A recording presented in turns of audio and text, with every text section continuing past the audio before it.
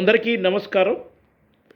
నేను ఈగర్‌గా వెయిట్ చేస్తున్నానండి. ఇవాళ గుజరాత్ జైంట్స్ మరియు ముంబై ఇండియన్స్ మ్యాచ్ విషయంలో వీడియో అప్లోడ్ చేయడానికి నేను వెయిట్ చేస్తున్నాను. బేసికల్లీ టాస్ గెలిచి ముంబై ఇండియన్స్ బౌలింగ్ ఎన్నుకుంది. అయితే గుజరాత్ జైంట్స్ కూడా మంచి బ్యాటింగ్ సైడు అని మనం మాట్లాడుకున్నాము.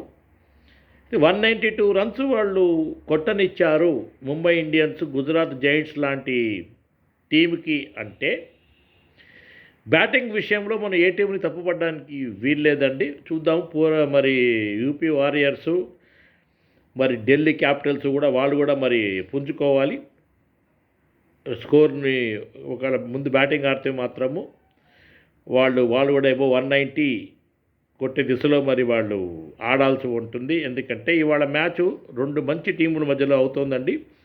ఆర్సీబీ ఒకటి, ముంబై ఇండియన్స్ ఒకటి, గుజరాత్ జైంట్స్ ఒకటి. ఇవి ప్రాముఖ్యమైన టీములుగా నేను భావిస్తున్నాను ఈ WPL 2026లో. ఏది ఏమైనా 190 రన్లు వాళ్ళు కొట్టనిచ్చారు గుజరాత్ జైంట్స్ అంటే బ్యాటింగ్ మాత్రం పర్ఫెక్ట్గా ఉంది అని చెప్పక తప్పదు. అయితే ఎన్ని రన్లుతో మరి ఫస్ట్ వికెట్ పడుతుంది, నిజంగా గుజరాత్ జైంట్స్ బౌలింగ్ ఎలా ఉంది, ముంబై ఇండియన్స్ సత్తా ఏమిటి, హర్మన్ప్రీత్ కౌర్ ఎన్ని రన్లు ఈ మ్యాచ్లో తను అందిస్తోంది, విజయానికి మరి స్మృతి మందానా లాగా తను కూడా సహకరిస్తుందా. నిన్న మ్యాచ్లో మరి చూసాము 9 వికెట్ల తేడాతో మరి ఆర్సీబీ గెలిచింది. ఏది ఏమైనా ఈ WPL 26 లోపల బ్యాటింగ్కి ప్రాముఖ్యత ఎక్కువ ఇస్తున్నారు. ఒక టాస్ గెలిచి వాళ్ళు బౌలింగ్ ఎన్నుకున్నప్పటికీ అవతల టీము వాళ్ళకి చాయిస్ లేదు, బ్యాటింగ్ ఆడవలసి ఉంటుంది. అటువంటి టీము మరి బ్యాటింగ్ ఆడి 192 రన్లు కొట్టారు అంటే తప్పకుండా మరి ముంబై ఇండియన్స్ బౌలింగ్ అంతగా రాణించలేదేమో అని అనిపిస్తుంది. ఏది ఏమైనా బౌలర్స్ మీద కాన్సన్ట్రేట్ చేసి coach might be observing the performance of the Gujarat Giants also. Mumbai Indians having won the toss and elected to field, and they allowed Gujarat Giants to score 192 runs means definitely Gujarat Giants has got a good batting side. I'm not denying Mumbai Indians also has got a good batting side. It doesn't mean that they allow other team to score 192 runs. అంటే 190 రన్లు రెండు కొట్టనిచ్చారు అంటే 20 overs ఫార్మాట్లో per over runs rate ముందు నుంచి హైగా ఉంటుందన్నమాట.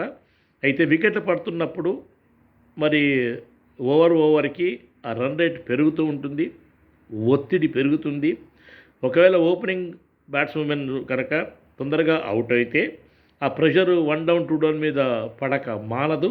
మరి ఆ ఒత్తిడి వల్ల తెలివిగా కనుక ఫీల్డ్ సెటప్ చేసి వాళ్ళని బాల్ని 4లు 6లు కొట్టనీయకుండా గ్రౌండ్ ఫీల్డింగ్కి రిస్ట్రిక్ట్ చేసి వాళ్ళని ప్రగతిస్తే వాళ్ళు అలసిపోతారు సింగిల్స్ తీయలేక. ఆ విధంగా కూడా మ్యాచ్ గెలిచే అవకాశాలు లేకపోలేదు గుజరాత్ జైంట్స్కి.